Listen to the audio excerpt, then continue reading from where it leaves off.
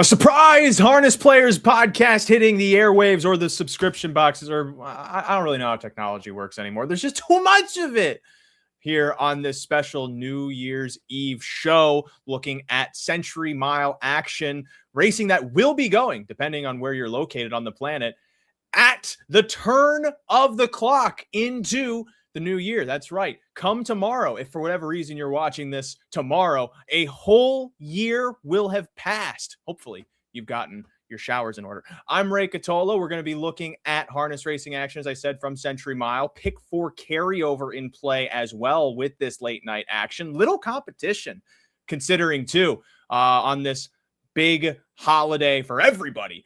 $2,500 just about in the Pick 4 carryover. We got some pretty sizable fields over in Alberta. And the best part, no snow, fairly moderate temperatures. So it seems like we may be able to get this card a go after having to cancel racing from Alberta over the last week. Per usual for these shows, we have 2 other heads besides mine, and they will literally be beside mine to talk about this race. We got Mikee P and Edison Hatter, and to truly be beside mine, we put me in the middle. First and foremost, Ed, though, because you're our NASA guy, our resident NASA expert, as every horse racing show does need. This is a cosmically significant thing happening tonight. So first thing before we go into any of the horse racing action, is there anything in space currently that should have us scared? No, not that I'm aware of. Perfect. Okay. Make something up? I can make something up if you want. No, don't make something up. Last time they tried to, they did it with this planet called Nibiru, but then we found out that it was real and it actually crossed over with the Earth, and really everything's been going down. Yeah, actually, to be fair, Ray, there's plenty of scary things out there. Especially if we could just put you in a rocket and ship you out there, you would find plenty of scary things. There's nothing scary to us sitting here on the Earth right now, but let's just ship you out there and you can find some scary things. Not many people know that is the actual plot of Christopher Nolan's Interstellar. It is about sending me into the atmosphere. Let's talk about. They'll be scared of you. They'll be scared of you more than you're scared of them. So at least there's that.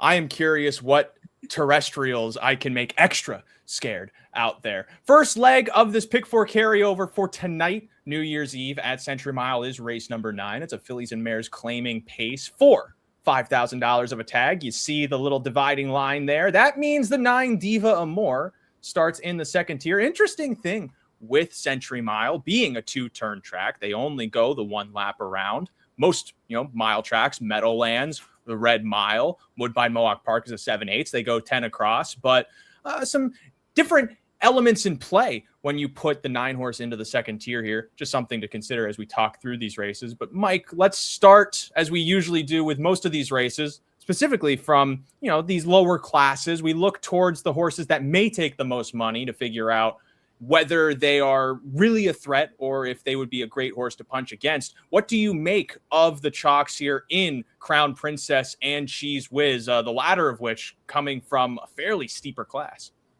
I don't want either of them personally. I think that the 2 Crown Princess is laid up, hasn't raced since November 28th, so has had a month off, has 3 wins, going to take Campbell money, and this horse has plenty of shares, 8 seconds, 10 thirds this year, and I just expect a similar sort of effort here coming off the bench. Cheese Whiz is 0 for 26 this year and is going to take money, so I don't want either one of them. I'm going to try others. So I'm going to use the 4 Dragon's Attitude. I think that one plays pretty well here. You get a different driver. You get a little bit of a drop here.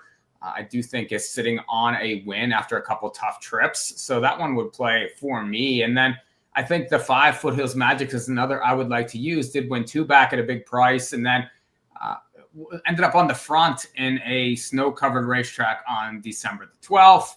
It doesn't seem like that was the place to be. Tired late there, but I just think should be in a garden type trip. And I just like the recency. I like the fact that this horse, maybe the last couple has been forward. I think will be forward again. So I think we're going to get this Pick 4 started with this carryover with the 4 and the 5, and I'll try to fade the ones that I think are going to take money. Certainly would give you a good start into the carryover if you knock those favorites out. Anytime you beat Brandon Campbell out too, that definitely helps the payoff. So how about you, Ed? What's your approach in this first leg? All right, Ray, we can't start the approach with race 9. We actually got to start about 2 hours earlier, about 9 o'clock here on the East Coast.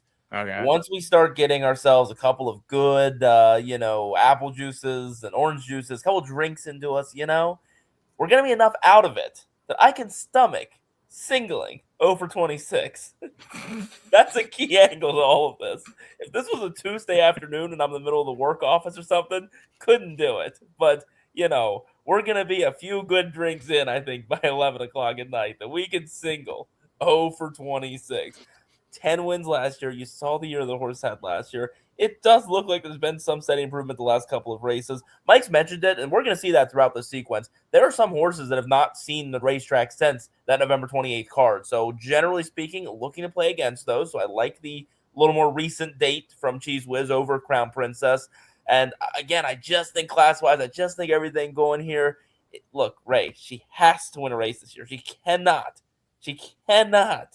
go win. What would you have given me at the start of the year on this horse to go winless at the year? It would have been like mine. It would have been plus like a billion. If I'm booking how many wins Cheese Whiz is going to have in 2025, I think I should find other things to do. This is the spot, Ray. She is going to win this. She is also going to have a nice drink after she wins this race, and she's going to start 2026 right. We single Cheese Whiz.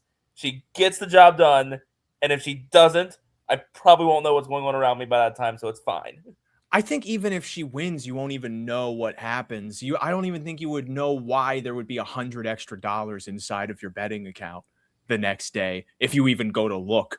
I side with horses that have been okay at pushing into the mix, because if you look up and down this page, there are a lot of hangers. And I think even Mike, I don't know if you touched too much on this with Crown Princess since she was laid up, but even when she was racing consistently, so many seconds, so many thirds in striking spots. Those are not the types that you really want to suffer for at a short price, especially with the Brandon Campbell tax. Cheese Whiz, it's tough for me to tell if she's in that camp. Of course, she's hit the board 10 times from those 26 starts, so you can imply that maybe she's struggling to really put her head in front first. But with so many of the horses in this race having such weak and cheap speed, I could see Cheese Whiz maybe thrusting forward, but I agree with you that you're going to get a much better price on Dragon's Attitude, maybe a bit more upside as well. If you see that December 13th line has a lot of room for improvement since they were racing on that really hard track. She went first up. She's also making the last start of her 3-year-old season. So, I mean, maybe there's a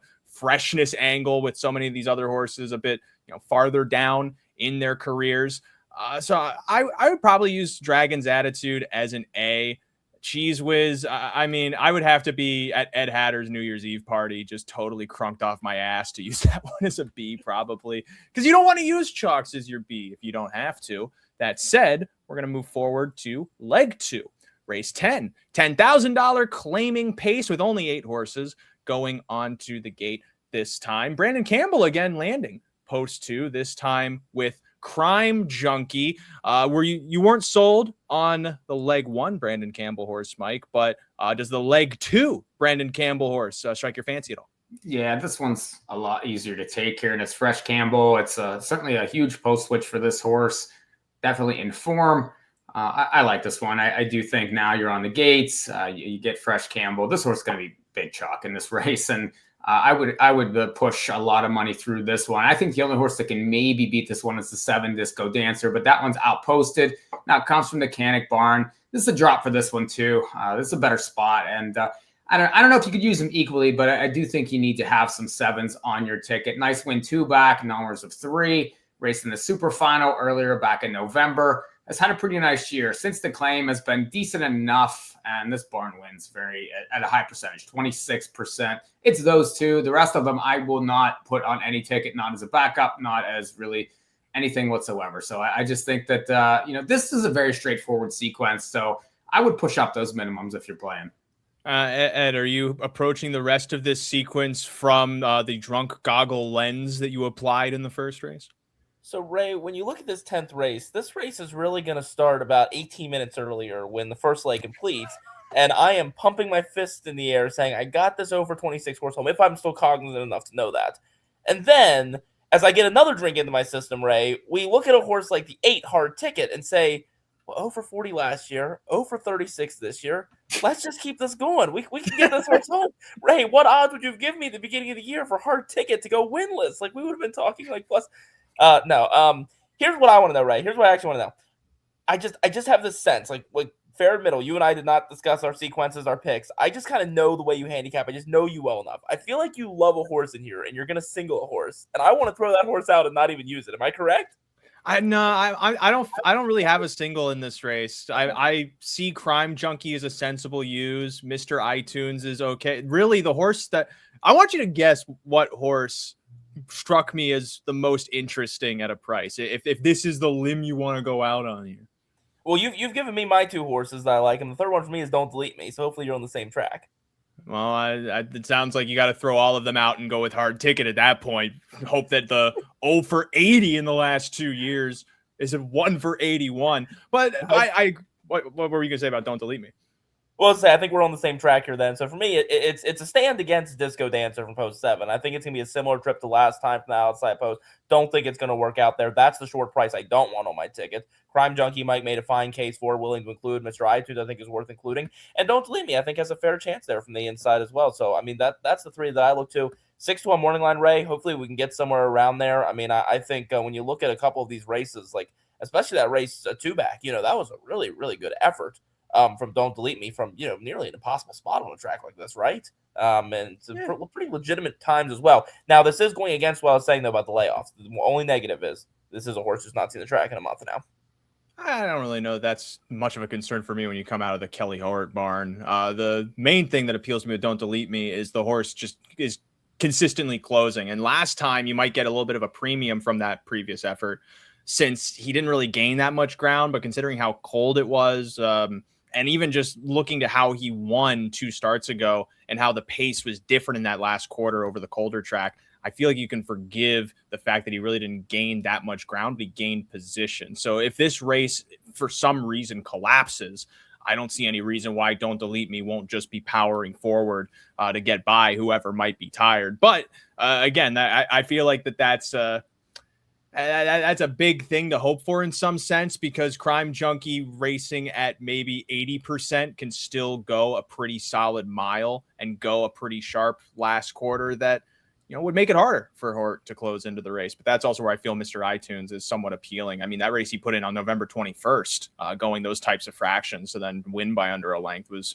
pretty notable, but Hort sticks with the 1 and not the 4. So we'll see how that plays out as we move into the third leg, race number 11. Back to Overflow Field with the 9 in the second tier. Nico time, the same thing that they were saying when the Velvet Underground got popular. $5,000 claiming pace for a purse of $5,000. So nice when those numbers even out in that way. A lot of familiar faces for us, Mike, thinking back to when we were doing Frazier at this time of year, Airline Pilot, Major Winker. I don't use any of them in this race, but I'm curious where you're approaching, especially since we have a 9-5 shot on the outside. Yeah, that's, I think, one you have to try and fade in here. I know it's a drop, but this horse comes from way out of it. And from this post, it's going to have to pass them all. And that's not something that I'm interested in entertaining. And then you have the divide between the condition claiming 5s and the open 5s. So I would just take the open 5 horses. That would be my strategy in here. The horses, I would take the 2, the 3, the 4, the 6, and the 9. I'd be spready. I'm a little bit, I'm very tight in the first couple legs, and I'd be looking for one of those horses to get it done, hopefully to get a price in this race.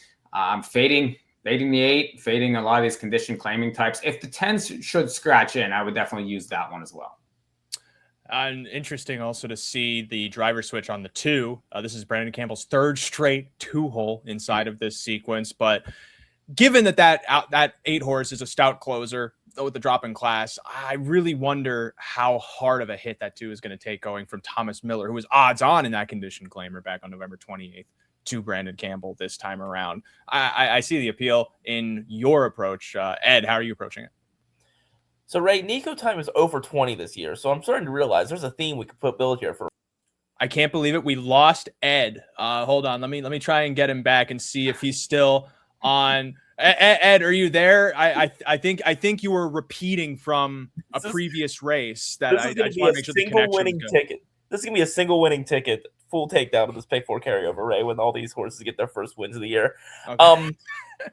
So, I couldn't decide for a while what I want to do with my little ginger man. It is interesting. I mean, look, the horse obviously stands out on paper immediately when you think about the class drop. But then, I think you start thinking about how is this race possibly going to set up for this horse? I mean, did kick at 28-3 last time, but went from, 8th to 5th at the end of the day.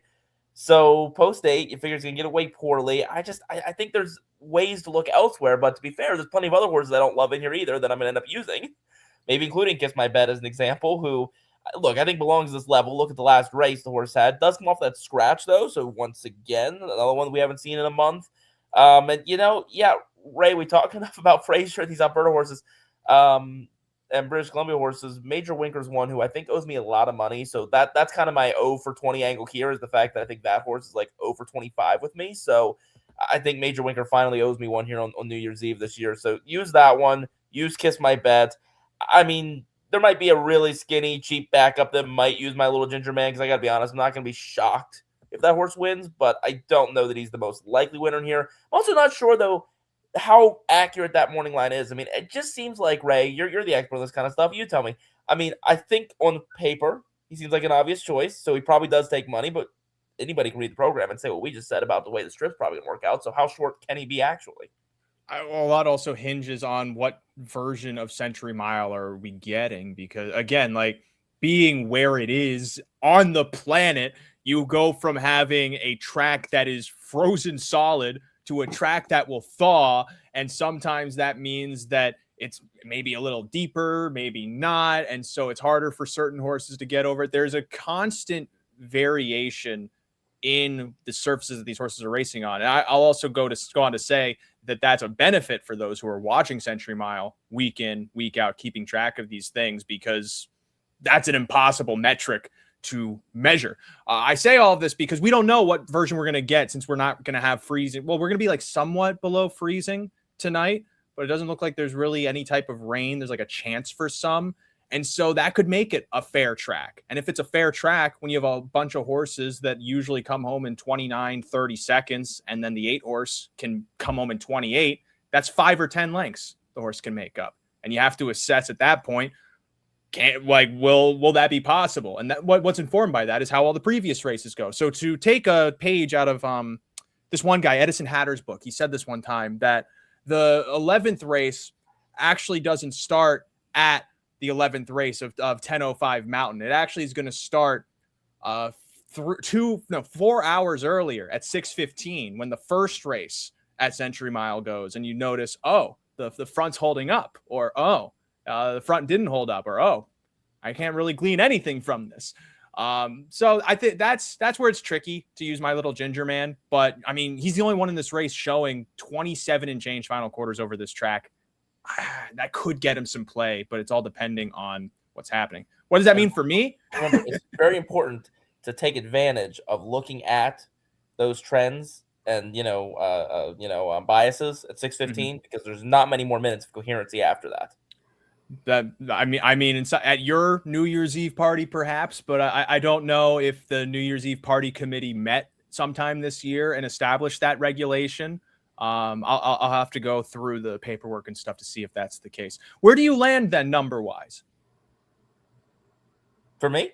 For you? I said Kiss My Bet, Major Winker, 2-4. Okay, I'm 2-6. Wicked Feeling, I feel like might be able to show some speed from that outside post, is fairly consistent. And really the thing I'm looking for is a horse that's going to be inside of that stocking spot. Because if I don't think the 8 is going to come from last, I feel like the winner could come from midfield here, and Sobey might be able to work some kind of trip to successfully do that. He's an okay price at 6-1 on the morning line. Payoff leg of this pick 4 carryover is race number 12. Did I mention it's a $2,500 carryover into the pick 4 pool? If not, there you go. Another $5,000. Oh no, this is a $10,000 claiming pace for a purse of $7,000. I should have looked at the graphic and not at the page I hadn't turned. All right, Ed, you're already envisioning. I don't know how, because when you're drunk, there's so many different blurred visions happening at once. Many hours before we can get there, we should look at the biases. We can hear the fact. I mean, President's Rescue, this horse over 26 here. Friday, asked you beginning of the year, Ray, you would give me odds of this horse with winless this year. You would have given me incredible odds. Like, this horse cannot go winless this year. I'm telling you. The winless horse's angle is the angle. There's one horse that's winless in each of these races. They got to get a win before the end of the year. This is the backup. Like this is, there's ABC tickets, right? This is the Z ticket. This deserves 50 cents at least. And now that I said it, there's gonna be at least 10 winning tickets when this combo comes in. Yeah, look, I'm not creative in the last. Like I won't take long to say it. I think there's two obvious choices here. They're Carryover Picasso and Titanic Hanover, and I think that's the two that we're looking between. I thought Carryover Picasso's win last time out was pretty impressive there. Titanic Hanover though has been right there as well. I mean, look, those are the two obvious ones, Ray. And I think one of them goes on and gets it done in the spot. And I don't think there's a lot else there. I think this is the chalk. This is the chalky end after we get home these really big prices earlier, right? I felt like I was already pre-gaming for your party, listening to whatever you were saying. I was dizzy trying to keep track of everything that was going on. I will say for my stance in this race, that might be somewhat drooping or staggered now. I don't really know what I like in this race. I don't really trust Ed's opinion, Mike. I'm hoping you have something a little more interesting here because I'm really picking at straws trying to make ends of this one. Yeah, this isn't an easy race. I don't like the 4. I don't think that you can play the 4 here off the driver switch, the low morning line. This horse is 4 for 42 lifetime, has plenty of shares, but just really isn't my type. It's, seems to, just race better from off the pace. And whenever this horse pushes forward, not so much. I just don't know what kind of trip you're going to get, but I'm not a fan. I could see the 2.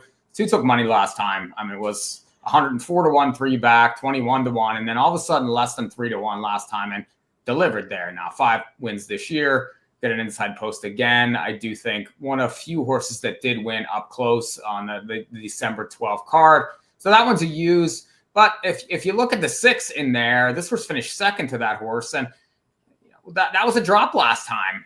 Raced better, raced more forward, had to mix it up, and ended up finishing second there. That would be the other horse for me, and you get 10 to 1 morning line. I think that one could be used. And then if you're looking for a horse from off the back, maybe the 8, Bobby Big Wheels. Just a lightly raced, but 7 wins and 32 starts as a 3-year-old there. Was outside last time versus these, sort of grinded. Maybe gets a trip this time.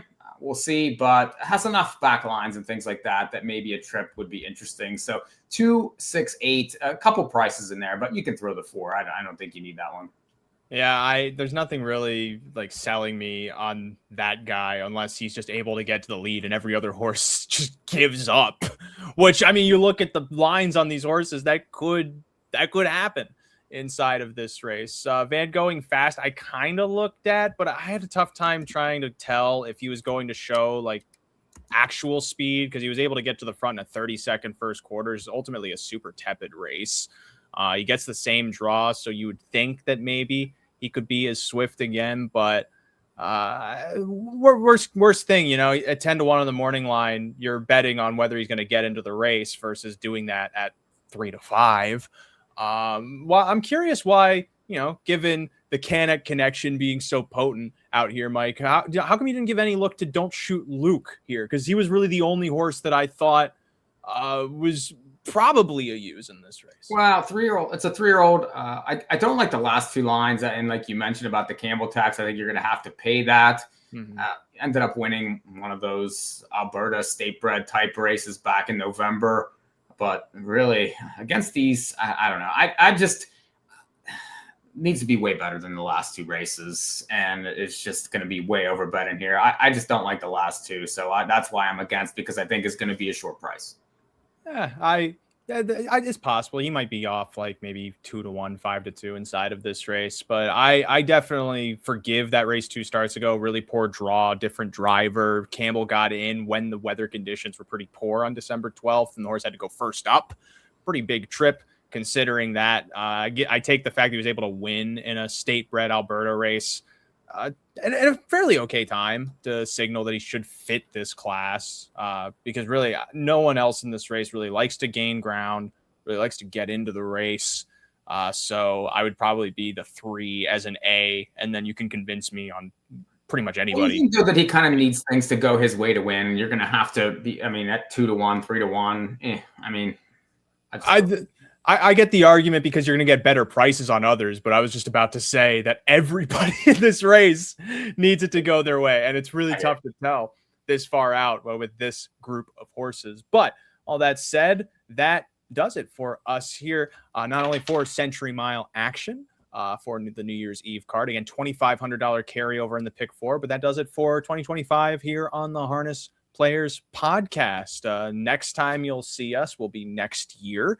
We'll have a lot of coverage. We talked about this in previous shows of the great harness events happening all through the season. We're going to have stuff going from March pretty much all the way through the end of the year. Maybe some little surprises in the intermal months between January and February. Who knows? But either way, would you like to break live breaking news on this show here? Well, okay. Well, I don't know what really is breaking news for you. What is the breaking news? Edison comeback tour of January 2026. Oh. Mass discussed. Oh, so where's the first stop? Is it 7-Eleven? Then Salem, Pennsylvania, Parks Racing, January 22nd. There you go. Rose Ruff Raceway, January 26th. Yonkers Raceway, January 29th and 30th. Look at this guy. Back for 4 nights only. what a tour to wrap in. Like the Rolling Stones. He just shows up and does his thing, a couple times a year. But I'm actually going to decline all of these and actually cancel all these shows, Ray, when that 3, 8, 9, 7 winless pick 4 comes in. That's the Maverick move. That said, I'm Ray Cotolo. He's Mike Pribozzi. He's Edison Hatter. Thank you for watching here in 2025. Stay tuned for 2026 harness coverage from the Harness Players podcast here on the In the Money Media Network. And of course, plenty of thoroughbred coverage to come with the Kentucky Derby already right around the corner and the Derby preps being run. Everything is ramping for the first Saturday in May here on the In the Money Media Network. Make sure you like and subscribe to keep up with everything that's happening in all fronts of horse racing.